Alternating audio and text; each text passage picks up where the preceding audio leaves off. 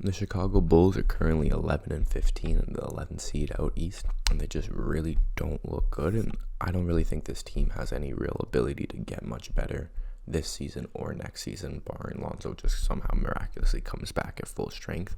And when you take that all into consideration, plus DeMar and Vooch are both past 31, and Levine's having arguably his worst or his second worst year since coming to Chicago, shooting 49% on twos, his career worst since 2018, with his three balls not falling at a high clip. He's really struggling to make any kind of impact on a night-to-night basis, and I understand that he's coming off knee surgery, but they just gave him this guy like he's on a $37 million contract this year that's only going to be going up and up each year. And with his constant knee problems and all the kind of struggles around this team, that deal might turn into one of the worst contracts down the road, but I don't want to say anything too bad right now. But when you take in all that consideration, they don't really have a lot of young talent on this team. Patrick Williams, I would assume, are definitely positive players that look like they can be positive role players for their long career. I just don't see star potential there. What are they doing? They were made it to playoffs last year, were bounced in the first round pretty easily by the Bucks. They don't look any better this year. They only look worse. They don't have Lonzo at all this year, so they're not going to have any decent record to kind of keep them afloat by playoff times. So when you take all that into consideration, I really, really think this team needs to blow it up. I think they have some valuable trade pieces in DeMar, Alex Caruso. Some of their bench guys are pretty nice. I think some teams would like those guys. And I think Vooch can potentially get moved for some positive value. And I think they really need to do that because they don't own their pick this year, unless it's in the top four, because it's owned to the Magic still. So I think they need to sell their guys they have, get the most assets they can, plus tank this year and hopefully get a top four pick. When you take all that consideration, I think this team has enough to make a positive rebuild, but they have to pull the trigger now, or they're going to be kind of stuck in this Wizards next year for the next kind of 3 years probably. So the first deal I have in mind would send DeMar DeRozan and Alex Caruso to the Dallas Mavericks for Davis Bertans, Spencer Dinwiddie, a 2029 first-round pick, top 5 protected, a 2027 first-round swap, and 2025 unprotected first-round pick. I think that's pretty good value for DeMar. You got to realize he's a 33-year-old who has very clear limitations when it comes to playoff times. He isn't an elite defender and he's not an elite shooter. Alex Caruso, I definitely see as probably one of the best bench guards you can have in the league, and I think he'd be an elite player on the Dallas Mavericks team. On the Bulls side, I feel like 2 first-round picks plus a swap for DeMar and Alex Caruso is pretty good value. I don't really think DeMar has too much value, like some people like to think, because of the things I just outlined. And Alex Caruso is definitely a positive guy, but I don't think he's really worth more than a swap or maybe a couple of seconds here or there. So that's my reasoning for the Bulls. I think that gives them pretty good draft capital. You never know where the Dallas Mavericks will be in 2029. And the 2025 first round pick is definitely pretty valuable. I think it just gives them another asset to move. They don't really get a lot of young guys here.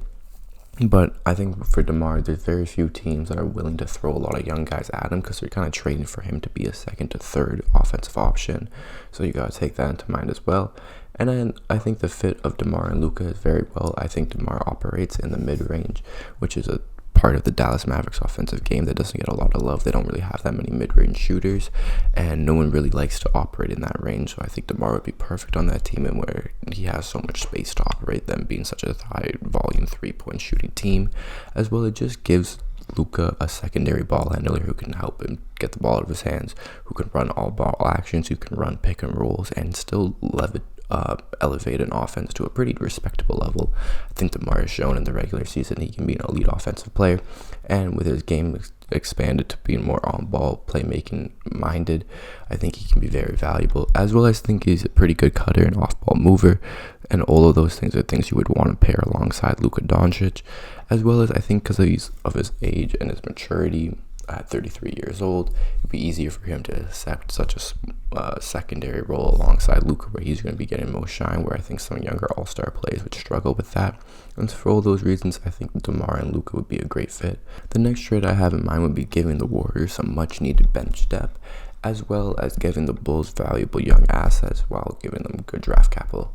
The deal would be Goran Dragic, Andre Drummond, Alex Caruso to the Warriors for Jonathan Kuminga, James Wiseman, a 2027 first rounder, a 2025 and a 2026 second round pick. I think this is pretty good value for the Warriors. They definitely need a bench unit. They need a backup big. Andre Drummond is probably one of the better backup bigs in the league. Goran Dragic is a valuable, smart, high IQ point guard who could definitely fit into that role on the Warriors. And Alex Caruso, I think, just is another smart, high IQ point guard who can play high defense and knows his role as kind of a role player very, very well. On the Bulls side, I think Jonathan Kuminga has very high trade value and has very high potential as a young star.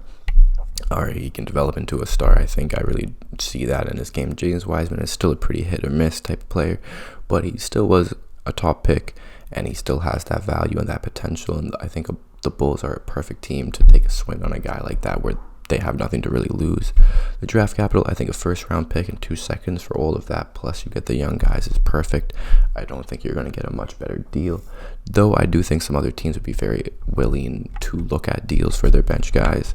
I think that's probably one of the better options for the Bulls. It gives them young talent plus pick. Another team that I think would be interested in the Chicago Bulls bench and picking some of those guys up is the Denver Nuggets, who have one of the worst bench units in the league, just like the Warriors. That package I see is Ish Smith, Zeke Nnaji, Bones Highland, 2024, 2023, and a 2029 second round pick for Andre Drummond, Derrick Jones Jr., and Alex Caruso. First, from the Nuggets side, I think Andre Drummond would be a massive upgrade as the backup 5 who can actually be a positive player for DeAndre Jordan, who I think is probably one of the worst backup 5s in the whole league. Derrick Jones Jr. is a versatile wing who can play defense, is a great rim runner, and could be a very interesting pick and roll partner for Jokic, setting inverse screens for them. Alex Caruso, just another positive defender and a point guard off the bench who can kind of fill in some of those minutes that would be left from Bones Highland and Ish Smith getting shipped out. And for the Chicago Bulls, I think this is a pretty decent pick. You get 3 second round picks, which in some organizations and fan bases' mind, that can be very valuable, or that could be next to nothing. Bones Highland I really like, and I think he can be a valuable piece and could definitely be a solid rotational to maybe even a starter level guard. Zeke Nnaji has shown flashes of being a versatile 4. And yeah, I just think this is another kind of way for the Bulls to get a lot more young guys to develop. You ship some of your older guys out so you can let the young guys play a lot this year and see what you got there. And yeah, I mean, I just think the Bulls have a very good, like, middle class value type pieces on their bench and with their starters. I don't think they have any way to get like 5 or 4 first round picks like we saw in the offseason with some trades, but I think they can definitely, if they make a lot of smart moves, they can cure a lot of young talent plus picks over multiple different moves. And I think that's really what the Bulls need to be doing right now. I don't know what the front office really wants to do with this team, but I don't really think they have enough to win at a high level, and I think currently they're pretty directionless. But yeah, I think that's kind of the current state of the Chicago Bulls. I don't really know what they're doing. I think this team needs to blow it up and just needs some change. But thank you for watching the video. If you liked it, please hit the subscribe button or the like button, and let me know what you thought of the trades.